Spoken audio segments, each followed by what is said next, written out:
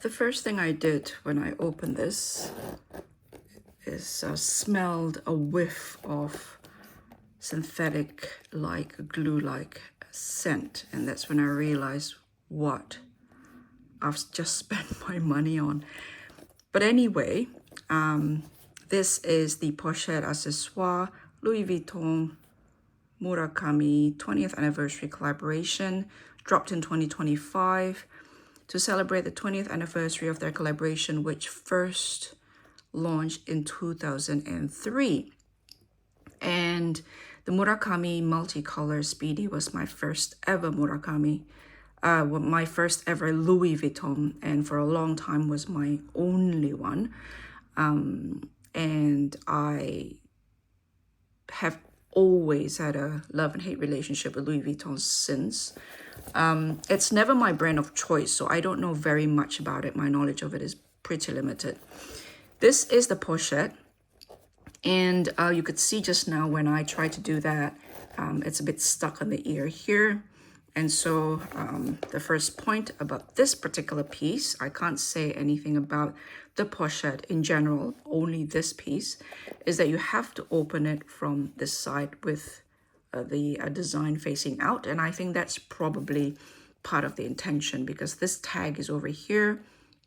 It is making the assumption that you are mainly going to zip this in and out with your right hand. Not necessarily your dominant hand, but sometimes I do zip with my left hand as well, even though my dominant hand is my right. But I usually zipped this way, so it's just a habit. I usually zip from left to right, and so I found myself doing that and then getting a bit stuck in the ear, but also holding to that instead of holding to, of course, this one. Now, speaking of this zipper tag, I have to mention how I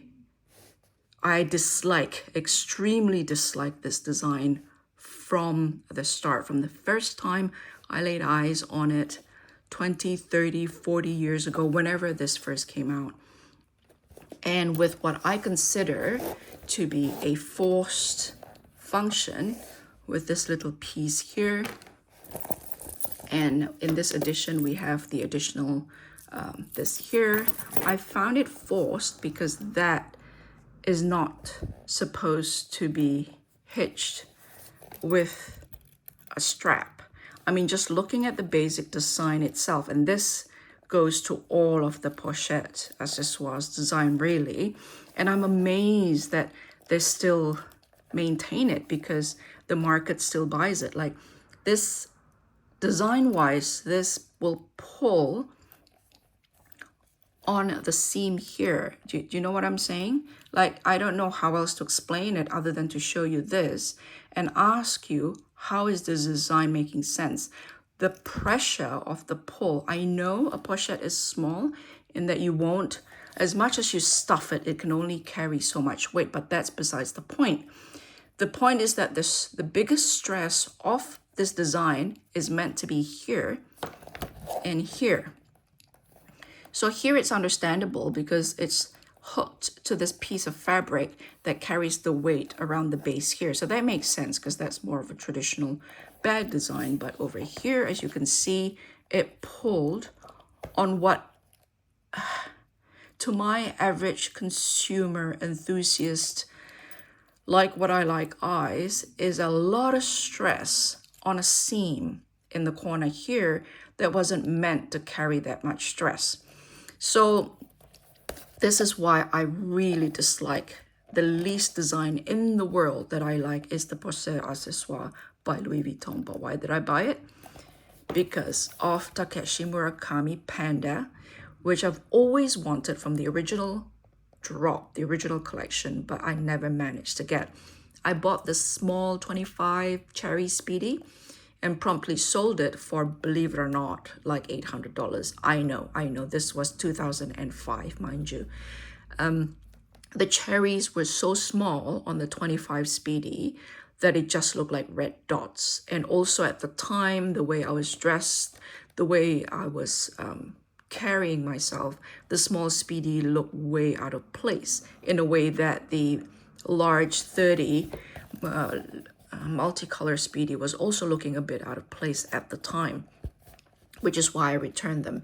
But then I rebought later on in my life. But suffice to say that the Murakami collab with Louis Vuitton was the only time I was ever attracted to Louis Vuitton. And Marc Jacobs, really, I've mentioned this in almost every video about Louis Vuitton I made. Marc Jacobs really did rejuvenated Louis Vuitton, even though I'm not a big fan of Louis Vuitton. I remember the day, but the Murakami collab that he pulled together was particularly my favorite of Louis Vuitton. And then there's a big lull for me, and then I just don't look at it anymore until Virgil Abloh take over. The late Virgil Abloh take over. I hope I'm pronouncing his name right. And I bought the carrot. I'll talk about that in a separate video. And the Petite Malle, I hope I'm pronouncing that correctly, the little trunk bag. So that was under him as well, I believe. I will do a collection of all of my Louis Vuitton. Anyway, I didn't buy anything until that carrot, until Virgil Abloh took over the reign. Really, his passing was way too early. So anyway, so that's one thing. So you have to take the zipper from the left to the right. If not, you'll hit the panda here, the panda ear. So I thought that's very well thought out.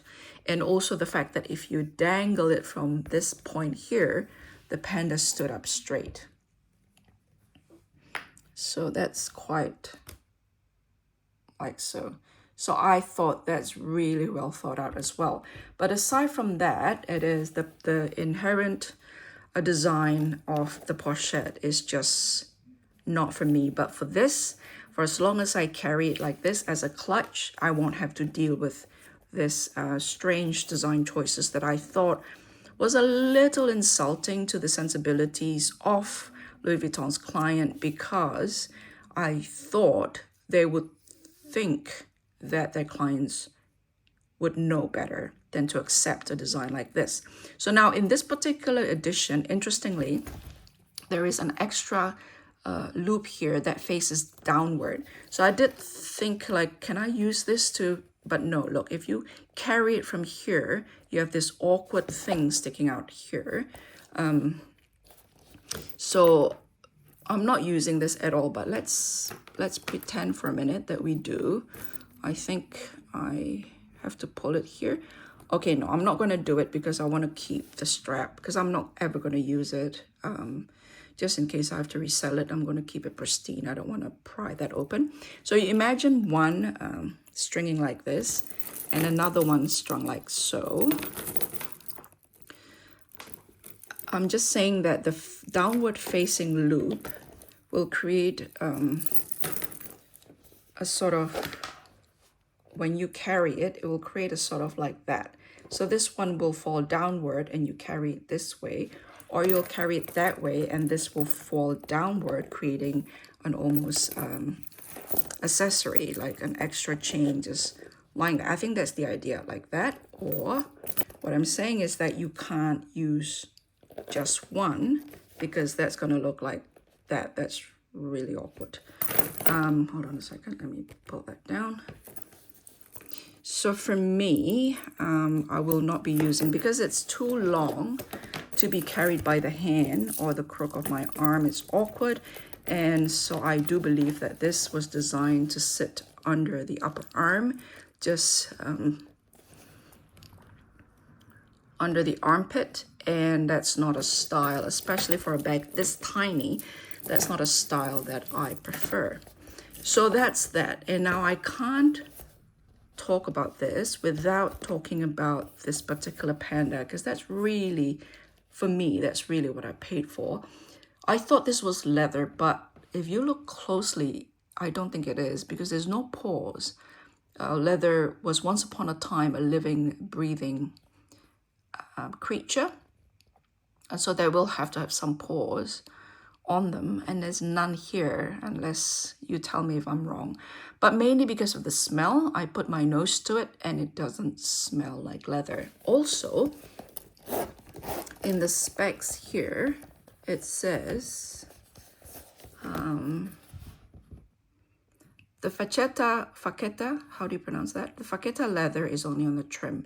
Interior is synthetic textile with a microfiber, and coated fabric is exterior. So that's coated fabric, we know that. This one here is the microfiber, we know that. And so it doesn't say anything for the leather other than trims. That one there, that one there, and this one here. Unless this is trim. I don't think that's trim. That's half of the bag or half of the pochette.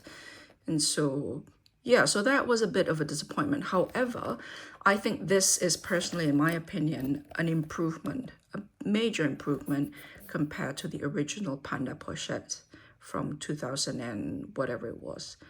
So I really like that it sticks out as well, because it isn't a print of a panda, of a Murakami artwork on a Louis Vuitton print. This is more like I am Murakami's panda and I'm attached to a pochette. It's almost as if Murakami's taking a larger role in this particular piece compared to the smaller print that was in the original pochette with the panda on it. And I quite like that, because I am paying really for the Murakami, which goes to a whole different topic about perhaps it's best to invest that money on buying the actual print, the actual artwork by Murakami, but that's a separate video. But also because I was hoping that these are made of different pieces of leather so that it doesn't rub off. So it doesn't get rubbed off. If you look at the vintage pieces, all those prints are rubbed off eventually. And I did not like that idea, because I realized that the majority of my money goes to not only Louis Vuitton, but that Murakami. And so if that's rubbed off, then, you know, that is the very thing I am purchasing it for, really. And so speaking of this here, the material here is a little bit more lush, but that could be because my first experience of the pochette was this one here. This is the Yayoi Kusama. I think this is after Ablo Pass. I'm not sure if this is under his direction. I did not want to buy this initially. I wanted something a bit more quote-unquote substantial, but my sister was in Korea and she said there's this one piece left and they say everything is sold out. So a little bit of FOMO, I suppose, but also knowing that I probably would not have bothered spending any more than what this was charging for at the time. And also the experience of shopping with my sister in a way. I mean, I was in New Zealand and she was in South Korea, and we were on video conferencing, video call. But I quite like that experience, and I like the pumpkin, and I like this men's collection, which is a different kind of color scheme with the muted, more cooler color here. And this is the first time I've ever considered of buying from the men's collection, and I thought, yeah, why not? And ever since, I've been checking out the men's collection quite regularly on a variety of different designer stores. But the first thing I asked her was, look at the hitch at the back here. Is this created like that? And as soon as she showed me this, I said, no, I'm not buying it. But she convinced me. And again, I thought, well, you know, I quite like this range and I do not want to pay any more than what I was paying for this. And so I thought, why not? And here is a little bit more prominent. If you look at this one here, if you pull this up, you see that curled up here. It curls up and it's very unattractive. But also, this is really thin and it's really, I was not impressed. I can't believe I paid how I paid for it. And I looked at this and I've never touched it. I've never carried it since. And this is basically, I think, just judging from other people's videos, is the toiletry pouch. And I can't believe the toiletry pouch cost, how much was it? It's over 2,000 US dollars, wasn't it? So this is what I mean by the sellier, the outward stitch, compared to this one here, the fold-in stitch, which is the equivalent in Hermès speak to the retourné. But what I'm saying is that because of my experience with this, I think every other canvas since felt more lush to me, although Pharrell Williams's Pop Demier is really, really lush, really thick. This is not that thick. I've opened, unboxed. That was my first Louis Vuitton in a long time. It was during Lunar New Year, entering the year of the dragon last year. I'll post a link of that video up here or at the end of this video. This is not, doesn't feel as lush, but thankfully I was horrified by this. This feels a lot more lush. But you know what I mean by this design. And this design had a strap with it. And so I don't know if I can carry it around like this without looking like I'm carrying around a toiletry bag. For those of you who are more familiar with Louis Vuitton, maybe I can carry it as a clutch. I don't know. But the point I'm making here is this awkward design here that isn't as awkward here. Let me have a look. There. So it's a little bit more well thought out because there isn't a fold around here. There isn't a fold over. So when you carry it, it basically put a lot of stress here, but it doesn't do this. Sorry, it doesn't do that. Can you see? So when you pull this, that leather here flipped, curled up, because it's constructed like this. I mean, this is just, I hope this is not Ablo, but this is just, I mean, already the pochette as it is. Sorry for the background noise. Anyway, I will do a separate chat when I show you all of my Louis Vuitton collection. I'll talk about them one by one. Make sure you click that notification bell so that you're notified of that upload. So in short, or something else I have to show you. In seeing this, I can't help comparing it with this. Now this is an amazing technique. It is about 5 o'clock in the morning, you guys, so I don't have natural light, and that shadow is from the light behind me. I'm really not set up for this.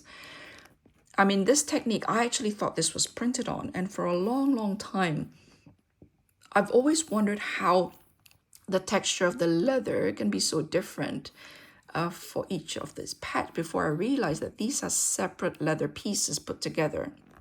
I mean, the gap is so tight, and you have to be so precise. And that is actually how I spotted a fake. I bought something because I missed out on this drop. I spotted a fake because there were gaps and also because of the glue smell. And I promptly returned it. And it's so hard now to find the Ghibli collection from this collaboration with Louis Vuitton, which I think is the height of Louis Vuitton. And then after that, I think it was just on autopilot. And then this is 2021. I think Louis Vuitton has been on autopilot after the De Morgan collab in 2019 and this one in 2020, 2021. And I think 22 to 25 or to 22 to 24, I think they're just basically facing Anderson out of Louis Vuitton to go to LVMH, other underperforming brand, I suppose. I don't know, a different video there. But you look at this and you look at that, and I was hoping that this is something like this, but of course it is not. It is one piece embossed and colored, so I am thinking perhaps it is a kind of cloth and then covered, coated, and embossed, or maybe just colored and embossed, who knows. You know of any of the technical term for that, feel free to let me know. So seeing this, I have this in mind and I have that in mind, and my review and my thoughts on this have a lot to do with those. And so this fall a little bit below my expectation, but I'm not disappointed. This is exactly as I expected, knowing that this was dry and thin and perhaps an exception to the rule. I don't know. Once again, I'm not too familiar with Louis Vuitton. And this design choice here is still not the greatest, but I think it's thought out in terms of doing it this way, putting the seams this way, or putting the leather that way. I don't know how the Pochette accessoire is usually constructed around here. Having this to be more prominent as a separate piece and also sticking out from the actual bag, making it a little meta, you know, instead of having it printed on the bag. And so if this is part of Pharrell Williams' artistic direction, then I really like it. And I personally think this is probably the only interesting take or refreshing take of the whole Murakami anniversary edition. The others have been more like a reissue, more like re-edition or reissuing the old favorites with a little bit of tweaks. And others still are application of the Murakami old idea of making it multicolor onto new models, such as on the go, east-west, and all the rest of it. But there isn't really a new, fresh twist and take to the old collab. It's just slapping the ribbon leather, slapping the, you know, the ribbon leather that made the padlock that they lock into. You know what I'm talking about? Putting that somewhere, slapping the multicolor into a variety of different bags, changing the facetta to black leather, which in my opinion take what is essentially Louis Vuitton. What is essentially Louis Vuitton is this too. That and this. The monogram that made the trunk and the leather trim that made the trunk, the original trunk. These two are essential. In the original Murakami drop, those two are retained with Murakami on top of it or in place of the logos, for example. With the black, multicolor black leather, it's almost as if it is more Murakami featuring Louis Vuitton rather than Louis Vuitton featuring Murakami. Not that I have an issue with it, I quite like the look of it, but in the end, I avoided it. I mean, not that I could get a hold of it, you know, the soft Speedy. I like the soft Speedy because it's not actually soft, it retains its construction. One of my gripe with Speedy have always been the saggy bottom. I mean, if it's going to be slouchy, in my opinion, like the puzzle bag, it needs to be really slouchy. But I felt like the Speedy is made to be a bit more structured, but it is slouchy, so it kind of bothers me. But anyway, again, probably a different video there. But not that I will probably get it anyway, because I don't shop enough with Louis Vuitton. But I very quickly just sort of pass over it because there's something that bothers me about the black leather, and I couldn't put my finger on it until I realized that the black leather basically remove one of the few essentially Louis Vuitton thing that is left of a bag. And the only thing left in that combination for me personally is just the LV, nothing else. So what I like about this is that everything's retained. It is the old Louis Vuitton, but with this big panda slapped over it in a way that isn't just decorative, but collaborative, if that makes sense. Yeah, so will I ever spend this kind of money on something like this ever again? Probably not. I take a box with this one. This is the one that got away, and also the one that I couldn't quite, the design of which I wasn't completely on board on, and this is just a much improvement of that Pochette accessoire. It's just because the panda is about as big as the Pochette, and the Pochette isn't my favorite part. The panda is my favorite part, but the panda on Louis Vuitton, it's such a cultural marker. It's such a nostalgia for me, but with a 2025 twist, which I think the whole collection is supposed to be like more. Also, can I say that it's a bit weird to have the 20th anniversary fall or not in 2023, but 2025, which is technically the 22nd anniversary? I don't know. I wonder what that is about, whether that's part of the plan or whether it was delayed from 2023. And let me tell you about the putting down full deposit, what they call a deposit instead of a payment, without as much as a promise that you will get your goods. That is a rant for a different video. So keep an eye out for that by turning on your notification bell. Thank you, and I'll talk to you then.